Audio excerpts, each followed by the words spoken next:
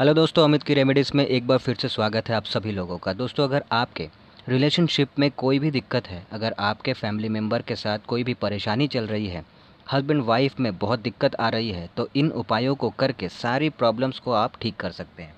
तो सबसे पहला उपाय, जहाँ पे भी हस्बैंड वाइफ सोते हैं, मतलब बेडरूम जहाँ हस्बैंड वाइफ सोते हैं, तो उनका जो बेड है उसके नीचे स्पेस होना बहुत ज़रूरी है। वेंटिलेशन का होना बहुत ज़रूरी है, हवा का आर पार होना बहुत ज़रूरी है। इसीलिए अगर बेड के नीचे गैप नहीं है, तो जिनके बेड के नीचे गैप नहीं है वो बेड को ज़मीन से थोड़ा सा ऊपर, यानी कि 2 से 3 इंच ऊपर करवा लें, ठीक है। उसके बाद एक मिट्टी का ढक्कन लेना है, वो जो मिट्टी के घड़े के ऊपर जो ढक्कन होता है ना, वैसा वाला ढक्कन, और उसके ऊपर 6 कपूर की टिकिया रख लें।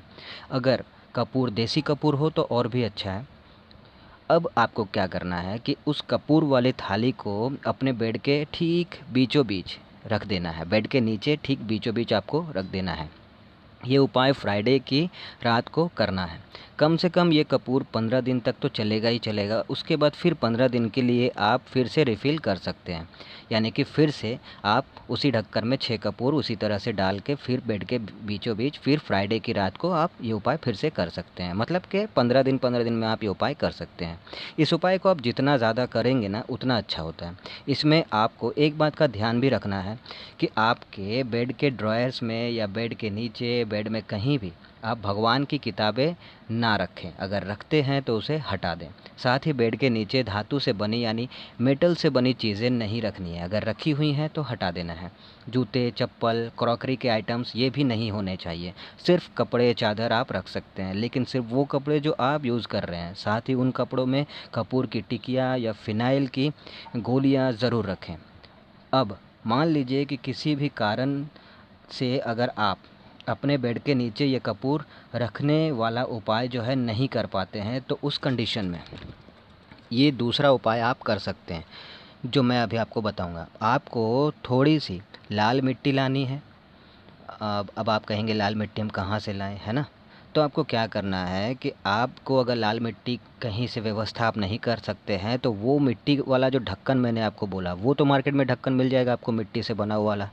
वो ढक्कन ले आइए। उसके बाद फिर उसे घर में कूट लें, पीस लें और फिर उस मिट्टी का पाउडर बना लें, और उसके साथ आप कपूर को भी पीस कर पाउडर बना लीजिए।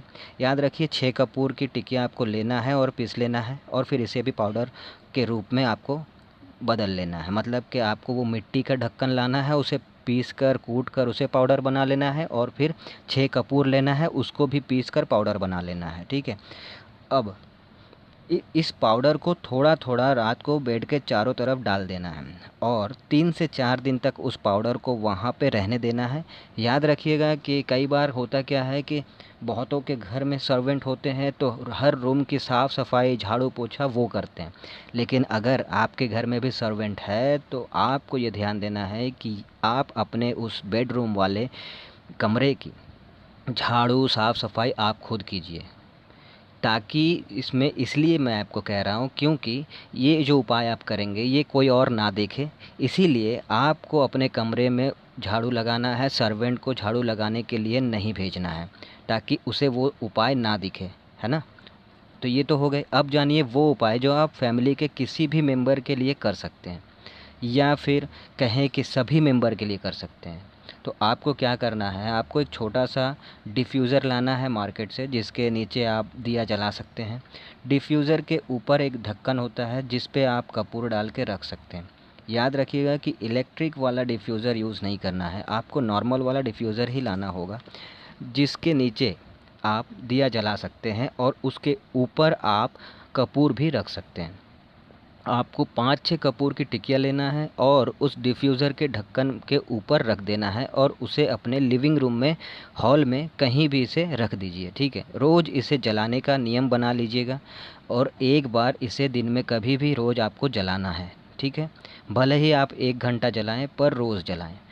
पूरे दिन में कभी भी आप इसे जला सकते हैं, कोई टाइम नहीं है, कोई समय नहीं है, आप कभी भी पूरे दिन में इसे 1 घंटे के लिए जला सकते हैं। हो गया। अगर आप ऐसा करते हैं तो आप देखेंगे कि धीरे धीरे घर में पॉजिटिव एनर्जी आने लगेगी और नेगेटिव एनर्जी दूर होने लगेगी। घर का माहौल बहुत ही अच्छा बनने लगेगा। आपसी रिश्ते मजबूत होने लगेंगे, मधुरता आएगी संबंधों में। ये सारी चीज़ें बदलाव जो हैं आप देख पाएंगे।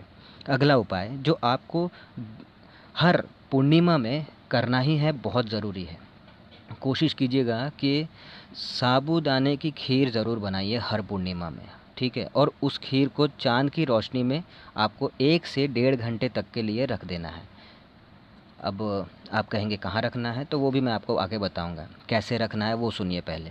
वैसे तो मिट्टी के बर्तन में अगर आप रखते हैं तो बहुत ही शुभ होता है, और अगर आपके पास मिट्टी का बर्तन नहीं है, दूसरा कोई बर्तन आप यूज़ कर सकते हैं। बर्तन में खीर डाल के ऊपर से किसी भी मलमल का कपड़ा लेकर उसे ढक दें, और फिर बालकनी में या छत पे कहीं पे आप उसे जाके रख दें। जहाँ पे आप ऐसी जगह रखिएगा जहाँ चाँद की रोशनी जो है अच्छे से उसे मिल सके। और फिर 1 से डेढ़ घंटे बाद अगर मतलब परिवार आप हस्बैंड वाइफ हैं तो ये खीर खा सकते हैं। इमीडिएटली खाने से ज़्यादा फ़ायदा होता है। और अगर नहीं खा पाते तो दूसरे दिन सुबह खा सकते हैं। साथ ही घर के सभी मेंबर्स को उस खीर को खिला सकते हैं, है ना? तो अगर हस्बैंड वाइफ सिर्फ रहते हैं तो आप 2 लोग खा सकते हैं। अगर पूरी फैमिली के साथ रहते हैं तो पूरी फैमिली को ये आपको खिलाना है। ये सबके लिए फ़ायदेमंद होता है। आप देखेंगे कि एक दूसरे के प्रति, फिर चाहे वो हस्बैंड वाइफ हो, माता पिता हो, भाई बहन हो, चाचा चाची हो, जितने भी परिवार के साथ आप एक साथ उस छत के नीचे रहते हैं, सबके साथ आपके मन में अगर कोई कड़वाहट है, कोई मनमुटाव चल रहा है, तो सब दूर होने लगेंगे। रिश्ते जो हैं बहुत अच्छे बनने लगेंगे, मधुरता आएगी। एक दूसरे के प्रति किसी कारण से अगर आप गुस्सा हैं तो वो गुस्सा जो है आप प्यार में बदलने लगेगा। आपसे रिश्ते बेहतर होने लगेंगे। बहुत सारे फ़ायदे हैं दोस्तों। घर का माहौल अच्छा बनने लगेगा, आपसे रिश्ते अच्छे होंगे। तो आप इन उपायों को करके एक बार ट्राई ज़रूर कीजिए। ये बहुत फ़ायदेमंद है, बहुत कारगर है, और मैंने खुद भी किया है।